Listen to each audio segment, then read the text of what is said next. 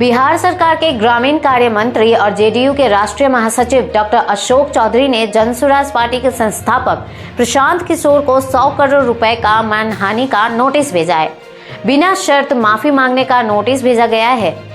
दरअसल प्रशांत किशोर ने 3 दिन पहले मंत्री अशोक चौधरी पर 200 करोड़ के भ्रष्टाचार का आरोप लगाया था।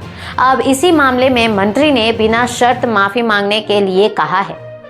जहां अशोक चौधरी ने नोटिस में कहा, प्रशांत किशोर की ओर से लगाए जा रहे आरोप भ्रामक है, वो उनकी घबराहट और बौखलाहट का परिणाम है। इससे पहले भी मंत्री ने प्रशांत किशोर पर मानहानि का मामला दायर किया था, जिसके बाद उन्हें 17 सितंबर को कोर्ट में पेशी के लिए बुलाया था।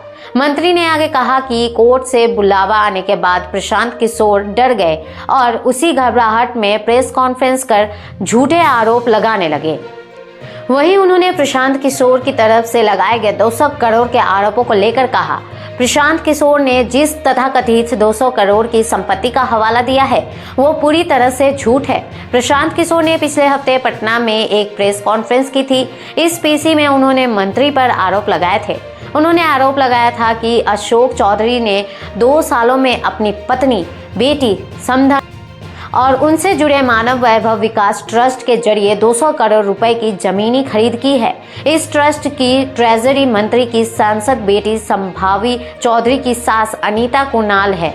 अब मंत्री ने इन्हीं आरोपों के सबूत मांगते हुए पीके को नोटिस भेजा है, जहां पीके ने सवाल उठाए थे कि अशोक चौधरी और उनकी पत्नी के अकाउंट में इस ट्रस्ट से जुड़े लोगों के खातों से पैसे क्यों आए।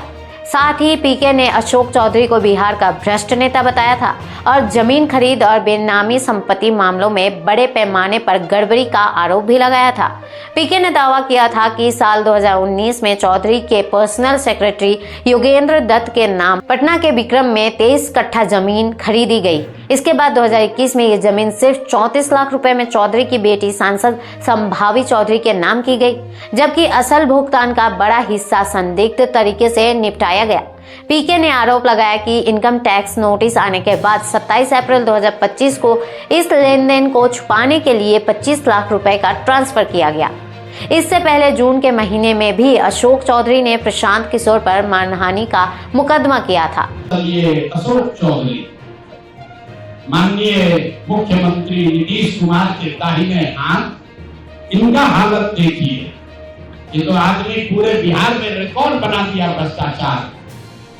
हम लोग अभी तक सुनते आए हैं कि लालू जी बेनामी प्रॉपर्टी खरीदते थे। अब इनका देखिए बेनामी प्रॉपर्टी का हालत। ये दस्तावेज इतना है कि जैसा मुन्ना जी बता रहे हैं कि समेटते समेटते हम लोग फंस गए कि भाई कितना भेजोगे। हमने कहा जब हम और जमीन का कागज मत भेजो।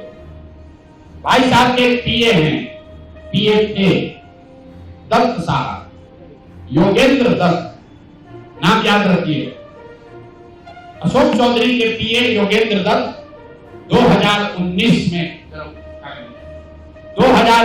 में अशोक चौधरी जी ने 34 लाख रुपया में योगेंद्र दत्त के नाम पर विक्रम में 1 एकड़ जमीन, करीब 1 एकड़ जमीन, 0.7 एकड़, 23 कट्ठा जमीन इन्होंने खरीदा।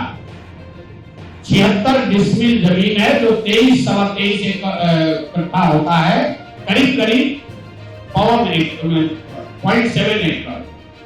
विक्रम में 34 लाख में जमीन खरीदा गया योगेंद्र दत्त के नाम पर, जो उस समय अशोक चौधरी के पीए थे। अब सुनिए इसमें कहानी।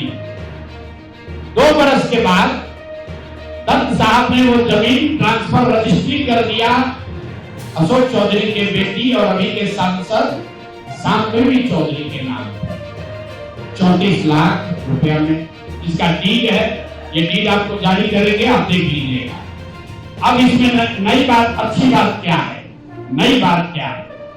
34 लाख रुपया में जो दत्त साहब ने जमीन खरीदी थी और यहाँ रजिस्ट्रार ऑफिस में लिखा गया 34 लाख रुपए में दत्त बेच रहे हैं जमीन संभावी चौधरी को, और एक दत्त साहब को पैसा कितना गया बैंक से? 10 लाख रुपया। वो बैंक का अकाउंट डिटेल है, जब दीजिए तारीख आपको बता देते। 2 साल के बाद जो जमीन अशोक चौधरी ने अपने पीए के नाम पर खरीदी थी, वही जमीन वापस 2 बरस के बाद अपने बेटी के नाम पर लिखवा लिया और 34 लाख के रुपए के जमीन के एवज में अशोक चौधरी ने 10 साहब को 10 लाख रुपया बैंक से भेजा।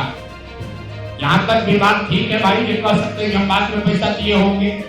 इसी बीच इनकी बेटी चुनाव लड़ने चली गई, तो इनकम टैक्स ने इनको नोटिस किया कि भाई आपकी जो प्रॉपर्टी है वो 34 लाख की है और बैंक में आप सिर्फ 10 लाख रुपया दिखा रहे हैं, बाकी का पैसा कहां है? तो 10 लाख जमीन इनकी रजिस्ट्री हुई है। उसके एक दिन बाद, तारीख नोट कर लीजिए, 20 फरवरी 2021 को 10 लाख रुपया इन्होंने अपने पीए के अकाउंट में डाला है। अकाउंट यहाँ पर डिटेल आपको दे देंगे। और 34 लाख रुपए का जमीन वापस इनसे ले लिया।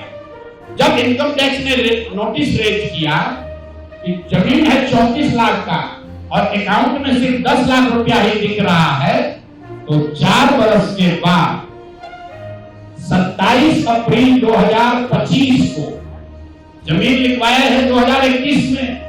इनका क्रेडिबिलिटी देखिए, जमीन रजिस्ट्रार ने लिख दिया। आप हम जाते हैं, उनको खड़ा करके पूछता है भैया कहाँ है रुपया, कहाँ दिए? ये 19 में इन्होंने बेनामी जमीन खरीदी पीए के नाम पर, 21 में उस जमीन को वापस अपने बेटी के नाम पर लिखवाया। 10 लाख रुपया का ट्रांजैक्शन हुआ। जब इनकम टैक्स ने नोटिस रेज किया तो भाई साहब ने जान बचाने के लिए 27 अप्रैल 2025 को, मतलब बेटी के एमपी बनने के बाद 25 लाख रुपया मिस्टर दत्त को फिर इन्होंने बैंक से ट्रांसफर किया। तो मैं आपके जरिए अशोक चौधरी जी, जो अपने आप को महादेव का भक्त बताते हैं, हमको तो लक्ष्मी के ही भक्त ज्यादा दिखते हैं, महादेव के भक्त नहीं है, ये लक्ष्मी के भक्त हैं। अगर आपने 34 लाख रुपए की जमीन अपने पीए से अपने बेटी के नाम पर खरीदी तो उसका भुगतान क्यों नहीं किया? 10 लाख ही क्यों भुगतान किया? और अगर आप कहते हैं कि 10 लाख ही भुगतान तय हुआ था, तो फिर बाद में 25 लाख रुपया 3 बरस के बाद इनकम टैक्स के नोटिस आने के बाद क्यों दिया? अब आपको हम एक छोटा सा केस बता रहे हैं, इसका वैल्यू 34 लाख है, लेकिन आपको ये इसलिए बता रहे हैं कि इनका मोडस ऑपरेंडी क्या है, क्योंकि उसके बाद अब जो आपको बताएंगे, ये भाई साहब पिछले 2 बरस में 200 करोड़ रुपया से ज्यादा का संपत्ति, 200 करोड़ रुपए से ज्यादा का संपत्ति अपने पत्नी, अपने बेटी, अपने संगम, उनसे जुड़ा हुआ एक ट्रस्ट, मानव वैभव विकास ट्रस्ट, इसके माध्यम से इन्होंने जमीन खरीदी है करीब 200 करोड़ रुपए का। और सारा डील, एक जिस दिन का ट्रांजैक्शन है, वो सारा डील आपको यहाँ पर, आप चाहे तो उसका फोटोकॉपी ले सकते हैं।